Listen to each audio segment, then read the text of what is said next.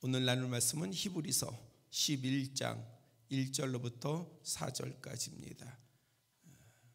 신약성경 364쪽 히브리서 11장 1절로부터 4절까지 봉독 후에 우리 홍보례 간사 특별 찬양 후에 말씀 전하도록 하겠습니다. 믿음은 바라는 것들의 실상이요 보이지 않는 것들의 증거니 선진들이 이로써 증거를 얻었느니라. 믿음으로 모든 세계가 하나님의 말씀으로 지어진 줄을 우리가 아나니 보이는 것은 나타난 것으로 말미암아 된 것이 아니니라. 믿음으로 아벨은 가인보다 더 나은 제사를 하나님께 드림으로 의로운 자라 하시는 증거를 얻었으니 하나님이 그 예물에 대하여 증언하심이라. 그가 죽었으나 그 믿음으로써 지금도 말하느니라. 아멘. 아멘. 감사합니다. 저는 매주일 말씀을 전하는데 박수 한번 못 받는데 우리 간사님은 찬양 한번 하고 박수도 받고 부럽습니다. 예, 은혜 많이 받았습니다. 예, 지난 주에 들은 이야기입니다. 우리 교단 목사님 한 분이 상가 2층을 분양받아 교회를 개척하였는데 그 위 3층에 절이 들어왔답니다. 그래서 이제 목사님이 새벽에도 그렇고 틈날 때마다 큰 소리로 기도를 하면 꼭 3층에서 이 불경 독경 소리가 또 크게 들린답니다. 그러면 목사님이 칠 수 없잖아요. 그렇죠? 독경 소리가 들리는데 더 크게 더 오랫동안 해야 되지 않겠습니까? 그러니까 목사님이 독경이 끝나도록 그냥 막 계속해서 기도하고 큰 소리로 기도하고 참 그게 제가 같은 목사이지만요 그거 곤욕이거든요. 하나님 앞에 기쁨으로 기도를 드리고 정말 하나님을 찾으면서 기도해야 되는데 누군가를 이기기 위해서 지지 않기 위해서 기도하니 얼마나 그 기도가 힘들었겠습니까? 그런데 오래 기도를 계속해서 이기려고 기도하다 보니까 어느 순간에 그런 믿음이 들어오더래요.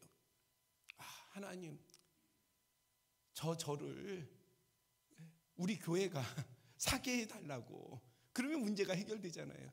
그래서 그런 마음이 그런 감동이 있어서 이제 하나님 앞에 그 저를 사게 해달라고 계속 기도를 해서 정말 그 저를 샀답니다. 3층을. 그리고 나서 이제 그 절을 정리해야 될 거 아니에요. 샀으니까 정리를 하면서 하나 발견을 했답니다. 그 독경 소리는 스님이 한 게 아니라 테이프를 틀어놓은 거래요. 그러니 그 독경 소리 테이프 틀어놓은 걸 이기겠다고 그 목사님은 생목으로 기도하고 부르짖고 했으니 참 얼마나 억울했겠습니까? 그런데 그 과정도 지나고 보니까 이 목사님에게는 은혜였던 거죠. 이기고자 기도했지만 나중에는 그 이기고자 한 기도가 정말 하다 보니 하나님을 향한 기도가 되었고 외침이 되었고 또 그 외침을 들으신 하나님께서 응답하여 주신 그러한 은혜가 되었습니다.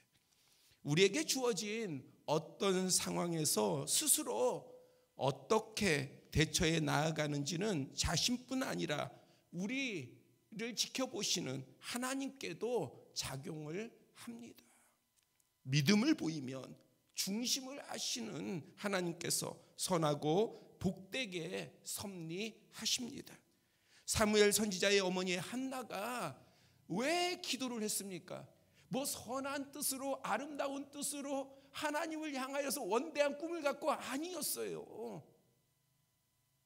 남편의 또 다른 아내 분인나가 자기는 자식이 있다고 자꾸 괴롭히니 협박을 하니 야 남편만 죽어봐 너 아무것도 아니야 너는 자식도 없잖아 하고 협박을 하니 얼마나 괴롭겠습니까? 남편의 사랑은 받지만 얼마나 괴롭겠어요. 성경은 그 분인나를 한나의 대적으로 표현하고 있습니다. 그럴 때에 한나가 택한 방법은 하나님께 통곡하고 하나님께 부르짖는 거였어요. 원망과 불평 그거에만 매여 있는 게 아니라 살아계신 하나님을 찾았습니다. 하나님께서 그의 소리를 들으시고 그의 부르짖는 소리를 들으시고 응답하셔서 사무엘 선지자만 허락하신 것이 아니라 더한 복을 한나에게 허락해 주셨습니다. 오늘 우리도 어떤 상황과 환경에서도 믿음과 기도로 하나님께 나아가는 모두가 되기를 소원합니다. 기도드리겠습니다. 아버지 하나님, 이 시간에 말씀 가운데 함께하여 주시고 우리의 영을 깨워주시고 마음을 깨워주실사 아버지 하나님께 향하게 하여 주시옵소서. 우리가 말씀으로 하나님과 교통하게 하여 주시고 비밀의 은혜를 알게 하시며 깨닫게 하시며 지혜가 있어 그 말씀이 우리의 삶에 능력되게 하여 주시옵소서. 우리 주 예수 그리스도의 이름으로 기도드렸사옵나이다. 아멘. 믿음이 쌍방을 전제로 할 때, 그러니까 믿음이라고 하는 것은요 뭔가 일방적인 것이 될 수 없잖아요. 쌍방적인 것이지요. 그리스도인의 믿음은 추상적인 어떤 존재나 막연한 대상이 아니라 살아계신 주님과의 확실한 관계 형성으로 이루어집니다. 믿음이라는 건 뭐냐? 믿음이라는 것은 그냥 추상적인 것이 아니에요. 우리가 옛날에 우리의 선조들을 보면은 그냥 달 보고 정한수 새벽에 떠놓고 자식들을 위해서 그냥 빌었어요. 막연하게 빌었어요. 그냥 복 달라고 빌었어요. 잘 되게 해달라고 빌었어요. 아니 달이 무슨 거기에 교제를 하겠어요? 피조물인데. 제가 예전에 살 때에 제가 다녔던 그 고등학교 뒤편에가 백년산이었어요. 백년산. 근데 어릴 때 제가 그 백년산을 가보면은요 거기에 나무에 뭐 여러 가지의 그 천이 걸려져 있고요, 돌이 쌓여 있고요. 그러면 사람들이 거기다가 막 피는 거예요. 복 달라고 막 피는 거예요. 돌을 던지면서 그냥 막 복 달라고. 아니 그러면 그 돌무더기가 복을 주냐고요? 그 나무가 복을 주냐고요? 그냥 막연한 거예요. 막연하게 소원을 빌어요. 그러면 우리의 믿음도 그런 거냐? 아니에요. 우리의 하나님은 그러한 막연한 대상이 아니라 살아계신 하나님이십니다. 그래서 우리와 관계 가운데, 교제 가운데에, 친밀함 가운데에 역사가 있고 말씀이 있고 인도하심이 있고 주장하심이 있는 것입니다. 그러기에 우리는 살아계신 주님과의 확실한 관계 형성 가운데에 굳건한 믿음을 가져야 합니다. 성경에서 믿음에 대한 첫 표현은 창세기 15장 6절에 아브라함이 여호와를 믿으니 여호와께서 이를 그의 의로 여기셨다. 하나님께서 아브라함을 의로 여기신 것은 다른 것이 아니라 그가 유명한 자여서가 아니라 그가 지혜로운 자가 아니라 믿음이 있어서예요. 믿음을 보시고 그것을 의로 여겨 주셨습니다. 이것이 성경에 기록된 첫 번째 믿음에 관한, 믿음이라고 하는 그 단어가 쓰여진 첫 번째 구절입니다. 하지만 믿음에 관한 성경의 첫 인물, 인류의 그러한 인물들 가운데서 첫 인물로 믿음이라고 하는 부분을 적용한 사람을 찾는다면 오늘 본문 4절에 소개한 아벨입니다. 믿음으로 아벨은 가인보다 더 나은 제사를 하나님께 드림으로 의로운 자라 하시는 증거를 얻었다. 아브라함에게도 마찬가지지만은 첫사람 아담의 아들이잖아요. 그 아벨에게도 하나님께서 의로 여기신 것은 다른 것이 아니라 믿음이었다는 거예요. 믿음. 그러니까 우리가 가진 믿음은 너무 소중한 거예요. 왜 그러냐? 사람들은 어떻게 인정할지 모르지만 하나님이 보실 때는 의예요. 의.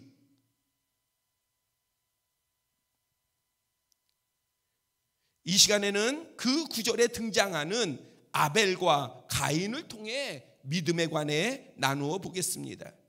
배경은 창세기 4장에 기록하고 있습니다. 첫사람 아담의 아들인 가인은 농사하는 일로, 다른 아들인 아벨은 양치는 일로 각각 자신들의 기업으로 삼았습니다. 세월이 지난 후 가인은 땅의 소산으로 제물을 삼아서, 아벨은 양의 첫 새끼와 그 기름으로 하나님께 드렸습니다. 그런데 하나님께서는 아벨이 드린 제물은 받으시고 가인의 제물은 거절하셨습니다. 그러니까 모두가 하나님을 향하여 드린다고 해도 그 받으시고 안 받으시고는 우리가 선택할 수 있는 게 아니에요. 하나님께서 선택하십니다. 하나님께서는 모든 것을 받으실 수도 있고 모든 것을 거절하실 수도 있고, 어떤 거는 받고 어떤 거는 거절 안 받으실 수도 있습니다. 우리의 예배도 마찬가지예요.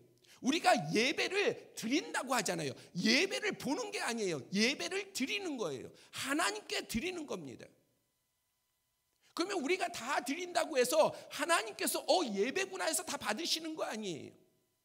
어떠한 예배는 기뻐 받으시기도 하지만 어떤 누구의 예배는 거절하실 수도 있습니다. 그것은 하나님께 있는 거예요. 그래서 믿음의 사람은 하나님이 받으신다라고 하는 것을 알 때에 그것이 얼마나 큰 기쁨인 줄 모릅니다. 우리는 내가 드리는 것에 대해서 대단한 가치를 부여합니다.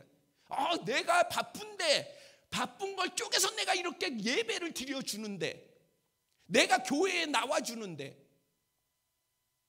내가 얼마나 할 일이 많은데, 그럼에도 내가 이렇게 교회에 나와서 예배를 드리는데 얼마나 내가 희생적이고 헌신적이야? 아니요. 그렇다고 그래서 하나님께서 받으시는 거 아니에요. 하나님께서는 중심이 있는, 정말 하나님을 바라보는 그러한 예배를 받으십니다. 오히려 첫 신앙을 가진 사람들은요, 그 모습은 상당히 어색하고 부자연스럽고, 때로는 그 예배 드리는 모습에 많은 단점이 보일지라도 오히려 하나님께서 기뻐 받으실 수 있어요. 그런데 신앙의 연조가 더 길어서 10년, 20년, 30년을 신앙생활을 하다 그러면은 자신들도 모르게 그냥 예배를 드리는 거예요. 하나님을 찾지도 않고 새로움도 없고 그냥 나와서 그냥 예배 안 드리면 뭔가 불안하기도 하고 뭔가 안 좋은 일이 생길 것도 같고, 그래서 형식적으로 예배, 경건의 모양으로만 예배를 드린다고 한다면요, 오히려 하나님께서는요 그 예배를 거절하십니다. 그래서 예배에 대해서 알고 주님에 대해서 알고 신앙의 연륜이 더 늘어날수록 더 자기 자신을 깨워서 마음을 다하고 뜻을 다하고 중심을 다해서 하나님 앞에 예배를 드리도록 해야 합니다. 자, 하나님께서는 아벨과 가인, 이들이 세월이 지난 후에 가인은 땅의 소산으로 아벨은 양의 첫 새끼와 그 기름으로 드렸지만 하나님께서는 아벨의 제물은 받으시고 가인의 제물은 거절하셨습니다. 이러한 결과의 차이에 대해서 히브리서, 오늘 본문이 기록되어 있는 히브리서 그 기자는 뭐라고 말하고 있느냐? 아벨과 가인의 뭐가 달랐냐? 제물이 다른 게 아니라 그들의 믿음이 달랐다라고 말하고 있어요. 양의 새끼와 기름, 농산물 분명히 다르지요. 근데 이것이 다르다고 보기보다는 뭐가 달랐냐? 믿음이 달랐다. 아벨의 믿음, 가인의 믿음, 이 믿음이 달랐다는 거예요. 그러면 먼저 보다 나은 아벨의 믿음을 살펴보겠습니다. 본문 4절에 아벨은 의로운 자라 하시는 증거를 얻었는데 이것은 하나님께서 그 예물에 대해서 증언하심이라 말씀하고 있습니다. 이 예물은 자신의 기업을 통해 처음 얻은 새끼 양이었습니다. 아벨이 처음 새끼 양을 받았을 때에 처음 새끼 양을 받을 때 얼마나 기뻤겠어요? 얼마나 즐거웠겠습니까? 얼마나 소중했겠습니까? 이러한 소중한 가치를 하나님께 드린다는 것은 매우 큰 믿음이라 하겠습니다.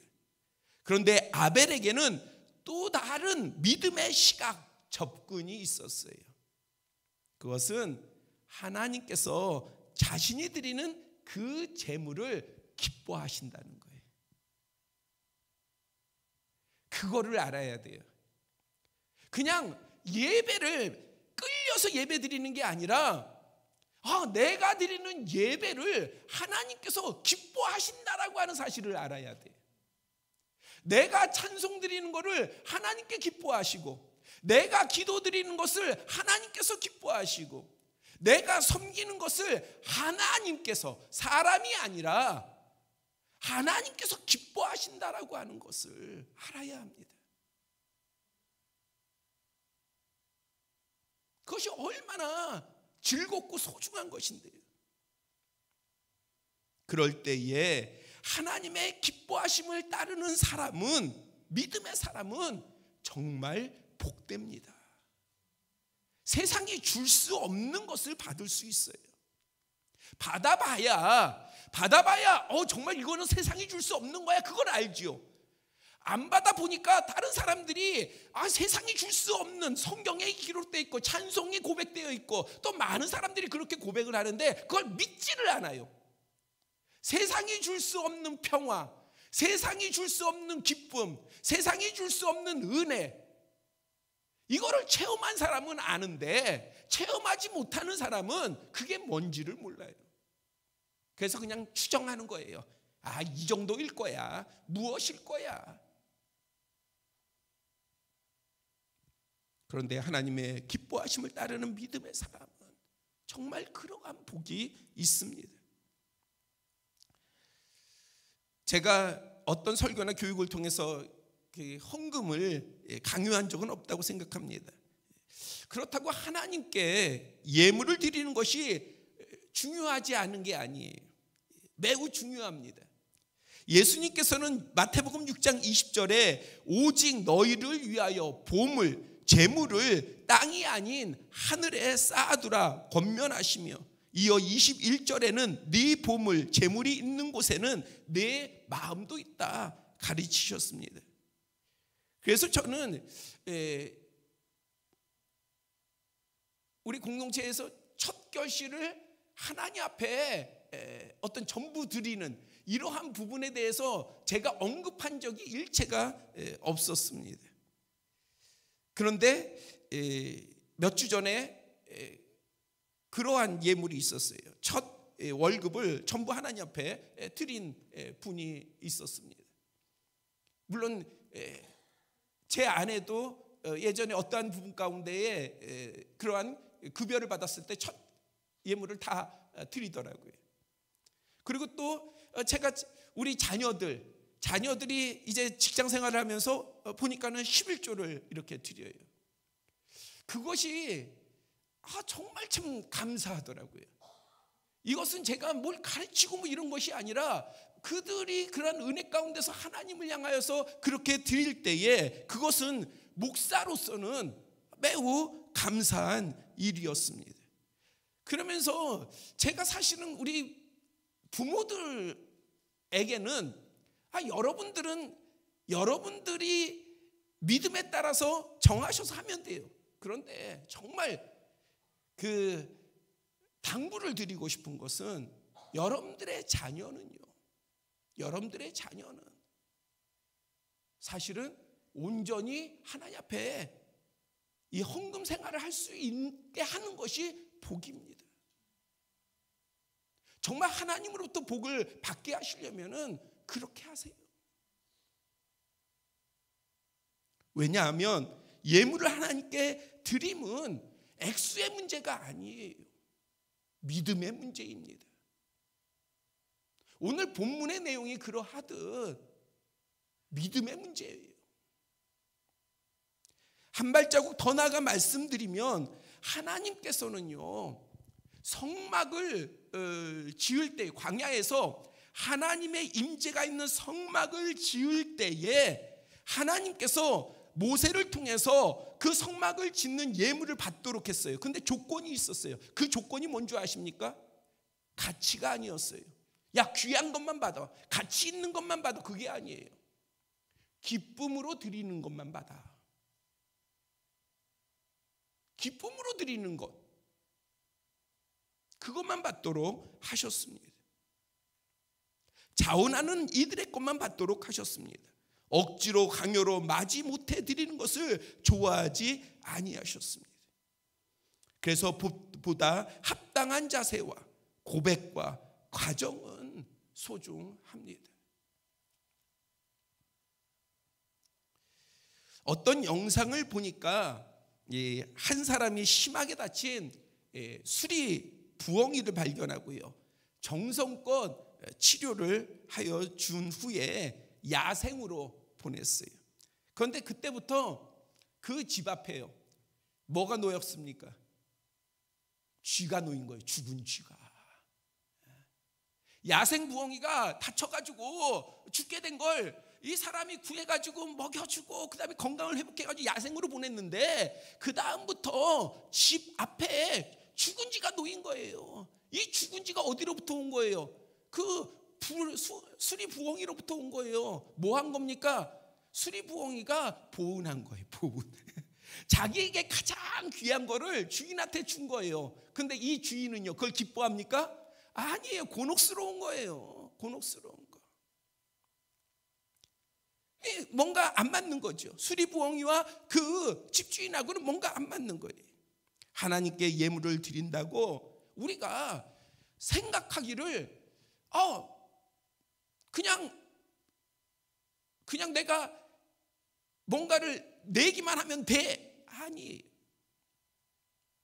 거기에는요 과정이라는 게 있고요, 내용이라는 게 있는 거예요.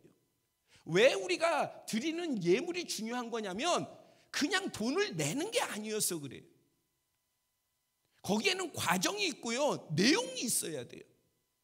만약에 그 드리는 것이 남을 착취한 것이나 여러분들이 불의한 것이나 아니면 여러분들이 사기친 것이나 그렇다면은 결단코 하나님께서는 그 예물을 받지 아니하십니다. 우리가 내는 것은 교회에 받아질지 모르지만은 하나님께서는요 받지 아니하셔요. 그러한 예물이 어떻게 하나님께 드려줄 수 있겠습니까? 하나님이 받으실 수 있겠어요? 공의의 하나님이. 그게 아닌 거죠. 그래서 우리가 하나님 앞에 예물을 드린다라고 하는 것은 크기가 아니라 합당함이에요. 합당함. 정말 기쁘고 하나님을 사랑하고 그리고 내 삶의 성실함 가운데서 은혜를 받은 하나님의 사랑을 받은 고백이어야 합니다. 성경에 기록하고 있는 인류의 첫 예배는 아벨의 예배인데 영어로는 어퍼링이에요. 그러니까 예배가 찬양이라든지 이러한 것이 아니라 그냥 예물을 드리는 것이 그냥 전체가 예배였어요. 그것을 아벨은 하나님의 기뻐하심을 쫓아 드렸다 하는 것입니다. 그리고 아벨은 재물의 많음이나 세상적 가치가 아닌 하나님의 기뻐하심을 따라 믿음으로 드렸습니다. 하나님께서는 아벨의 이러한 예배를 흔쾌히 받으셨습니다. 그리고 오늘 본문은 믿음으로 아벨은 보다 더 나은 제사를 하나님께 드렸다고 증거하고 있습니다. 제가 이왕 말씀을 우리가 나눴으니까 이 부분까지도 좀 나눠볼게요. 많은 분들이 그런 이야기를 해요. 뭐냐면 아니 그건 구약시대고 신약시대에 와서는 무슨 11조며 뭐 이러한 부분들이 무슨 소용이냐, 그런 거는 다 사장된 거 아니냐, 그렇게 얘기도 해요. 뭐 여러 가지 세상에서 얘기가 있고 그러한 세상의 이야기를 많은 오늘날의 현대의 그리스도인들도 그 부분 가운데에 따라가는 부분들이 많아요. 그래서 사실은 목사로서는 그러한 부분들이 참 언급하기가 힘들어요. 그 언급하기 힘든 것은요, 두 가지 때문에 그래요. 하나는요, 세상을 믿지 못해서 그래요. 세상이 자꾸 하나님 앞에 드리는 부분들을 그렇게 취급하는 그러한 세상이다 보니까 조심스러운 거예요, 목사가. 그 다음에 또 하나는요, 여러분들을 믿지 못해서 그래요. 왜냐하면 오늘날 세상은요, 물질이 모든 것의 기준이 돼버려 있어요. 그러다 보니까는 민감해요. 사실 그 부분이 하나님 앞에 나아가는 부분 가운데에 참 소중한 건데, 이 부분은 사실은 예물을 드림에 있어서는 뭐 다른 사람들을 얘기할 필요는 없고요. 우리 교회에 그러한 경우가 있습니다. 만약에 누군가가요, 제가 형편들을 어느 정도 알잖아요. 근데 누군가가 어떤 때에 그의 형편보다도 지나치게 헌금을 하는 경우가 있어요. 그럼 제가 알아요, 그거를. 알겠죠? 그러면은 저는요, 그분을 부릅니다. 그래서 이 헌금을 왜 하셨는지를 묻습니다. 그 내용을 제가 듣고 만약에 그 내용이 합당하지 않다면, 그것이 충동적이거나 합당하지 않다면,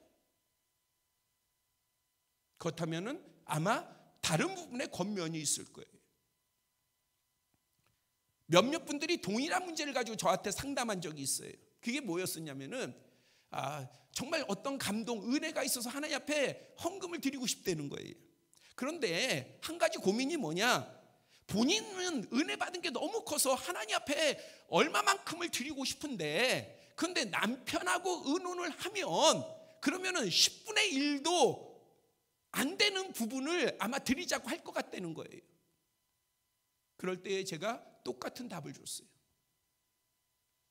남편하고 합의한 대로 드려라. 아니, 그렇잖아요. 남편하고 함께 그 은혜를 알고 나누고 드린다고 한다면은, 그렇다면 함께 마음을 합해서 드려야지. 그렇지 않겠어요?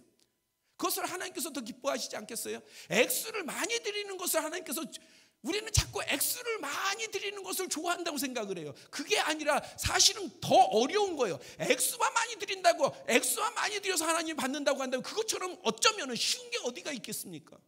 하나님이 받아만 주신다면요.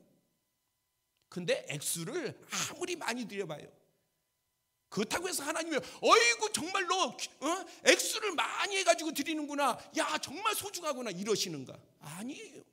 그 안에 내용이 더 중요한 거예요.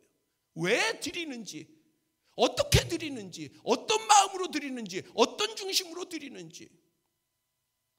그래서 예수님께서는 사실은 부자의 많은 돈보다도 어떤 예물을 더 칭찬하셨습니까? 과부의, 홀로 된 자의 두 렙돈, 동전을 더 귀하게 여겼어요. 왜냐하면 그 두 렙돈, 그 동전에는 그의 마음과 정성과 하나님을 향한 진정한 마음이 그 안에 포함됐기 때문에 그러합니다. 그래서 예물을 드리는 것은 너무 소중한 거예요. 그런데 이것이 여러분들에게 시험이 될까 봐, 여러분들의 믿음이 따라가지 못할까 봐. 그러나 분명한 것은 이것은 소중한 겁니다. 오늘 보다 더 나은 믿음으로 인정받은 것은 오늘 본문 말씀에 보니까 그의 드린 예물로 하나님이 증거하셨다, 그렇게 말씀하고 있어요. 오늘 우리는 예물뿐만 아니라 드리는 모든 거예요. 찬양과 기도와 이 모든 것이 하나님께서 기뻐 받으시는 보다 더 나은 우리의 믿음이기를 소망합니다. 다음은 보다 못한 가인의 믿음을 나누어 보겠습니다. 창세기 4장의 내용에서 가인의 제사와 예물에 대해 땅의 소산으로 제물을 삼아 드렸다, 이렇게만 표현되어 있지, 그의 마음과 정성을 담고 있는, 즉 무엇을 어떻게 드렸는지 어떤 수식어도 포함되어 있지 않습니다. 그리고 그는 하나님께서 받지 아니하심에 대해 자신을 그러면 돌아봐야죠. 하나님께서 받지 아니하셨으면 자신을 돌아봐야죠. 그러니까 가인은 뭘 알았다는 거예요? 하나님께서 자신의 예물을 받지 아니하셨다는 걸 알았다는 거예요. 아벨은 자신의 예물을 하나님께서 받으셨다는 것을 알았다는 거예요. 만약에 우리도 마찬가지예요. 나의 예배를 하나님께서 받지 아니하셨다라고 하는 것을 여러분들이 어떠한 감동이든지 깨달음이든지 지혜든지 어떠한 하나님의 선한 개입이든지 통해서 알았다면 우리는 어떻게 해야 되겠습니까? 그러면 돌이켜야지요. 깨달아야지요. 제가 예전에 고백했잖아요. 제가 우리 교회에 와가지고 함께 여러분들이랑 할 때 어느 순간에 계속 하나님께서 저한테 사인을 보내시기를 되게 겁케 하시는 것을 느꼈어요. 근데 더 나아가서 날이 갈수록 하나님께서 그 마음이 더 싫어지더니 하나님께서 하시는 저한테 감동의 말씀이 뭐였었냐? 내가 네 예배를 받지 않아.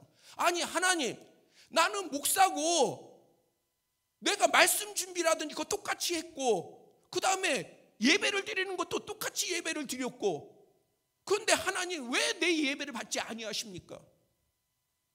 도무지 생각을 해도요 모르겠어요. 왜 하나님께서 안 받으신다고 하시는지 모르겠어요.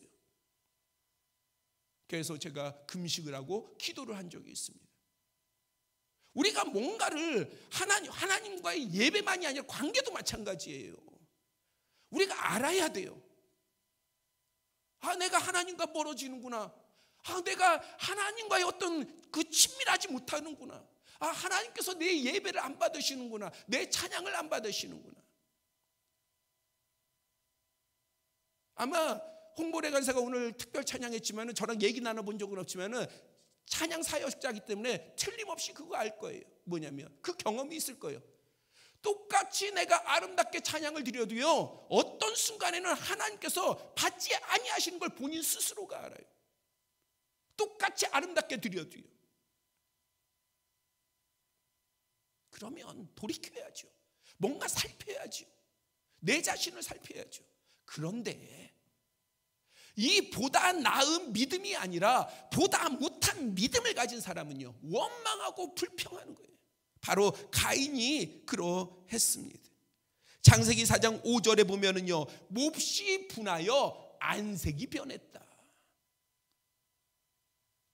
이것은 시기와 분노로 바뀌어서 어떤 사본에 따르면은 들로 아벨을 갖다가 유인해 가지고요 죽였다. 그렇게 표현하고 있습니다. 이러한 진행은 왜 이 결과를 보면 왜 하나님께서 가인의 제물을 받지 않았는지 확실하지 않습니다. 확실하잖아요. 그것을 보증합니다. 하나님의 뜻은 둘을 경쟁시켜서요 교회와 교회를 경쟁시키고 성도와 성도를 경쟁시키고 그것은 사람이 하는 짓이고요 하나님은 결코 그러하지 않으셔요. 하나님은 모든 이의 예배와 모든 교회와 모든 하나님의 사람의 모든 것을 받기를 원하시는 것이 하나님이시에요. 두 사람의 모두의 예물을 가인과 아벨의 모두의 예배를 받으시고자 하신 것이 분명합니다. 다만 가인의 믿음이 오염됐어요. 건강하지 않아요. 하나님의 기뻐하심을 그것과는 전혀 상관이 없었습니다. 그러므로 가인은 바르지 않은 믿음으로 말미암아 보다 못한 예배를 하나님께 드렸습니다. 우리는 다른 사람과의 비교를 통해 나의 예배를 완성하려 하면 그렇게 하지 말아야 돼요. 그러면 시기와 질투, 때로는 교만과 멸시 등 거칠은 모습으로 주님 앞에 나아가게 되는 까닭입니다. 이를 경계하고 보다 선하고 아름다움으로 영과 진리로 하나님께 예배하는 모두가 되시기를 바랍니다. 말씀을 준비하면서 혹 믿음이 아닌 이 이 말씀을 준비하면서 제가 생각을 했어요. 야, 이거 헌금 설교로 듣겠는데 라는 생각을 했어요. 근데 물질에만 매이지 마시고요, 더 넘어 하나님을 향한 보다 더 좋은, 보다 더 선한, 그리고 보다 더 하나님께서 기뻐 찾으시는 믿음으로 나아가시기를 축복합니다. 제가 2주 전인가요? 2주 전에 유명한 디자이너가 있는, 헤어 디자이너가 있는 유명한 미용실을 갔어요. 부메랑이라고.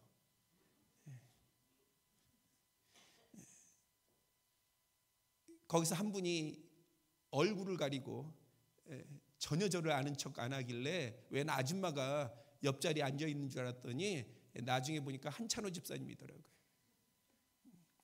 그런데 그때에 한 방송에서, 기독교 방송에서요, 이러한 부분의 이야기가 나오더라고요. 찬송가 144장이요.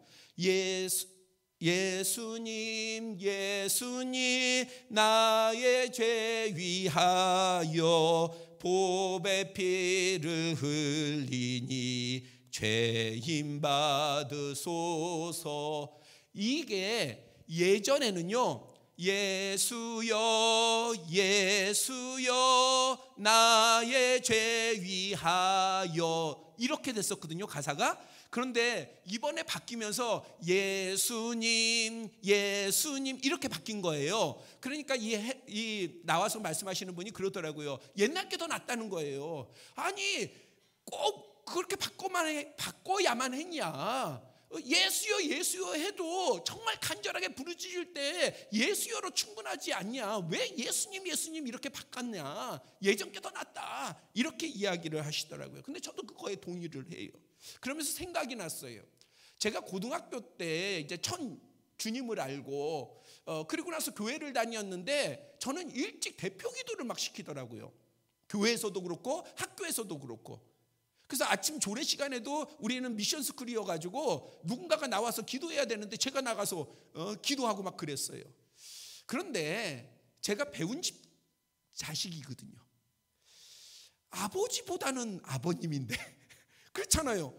아버지보다는 아버님이 더 높임말이잖아요. 근데 하나님인데 하나님을 아버지라고 하는데 아버지가 아니라 아버님으로 불러야 되지 않나? 그래가지고 제가 기도할 때 그랬어요. 하나님 아버님 막 이렇게 기도를 한 거예요. 그랬더니 막 사람들이 웃기도 하고 그랬습니다. 물론 나중에는 이게 하나님 아버지로 충분하구나라는 것을 깨닫고 그것이 더 자연스럽다라고 하는 것을 알았어요. 그러나 그 시절에요, 저의 중심은 아버지라고 했던, 아버님이라고 했던 하나님을 그 어린 마음에 더 높이고 싶었어요. 더 높이고. 그것을 하나님께서 듣지 아니하셨겠습니까? 믿음은 보다 더 나은 모습으로 하나님 앞에 나아가는 것입니다. 하나님을 향하여 보다 좋은, 보다 나은, 보다 기뻐하시는, 그것이 우리 모두에게 즐거운 도전이 되기를 축원합니다. 여러분들이 사랑하는 일을 향하여서 사실 그를 기쁘게 하기 위해서 우리가 많은 노력을 해본 적이 있잖아요. 근데 정말 하나님이시거든요. 살아계신 하나님이시거든요.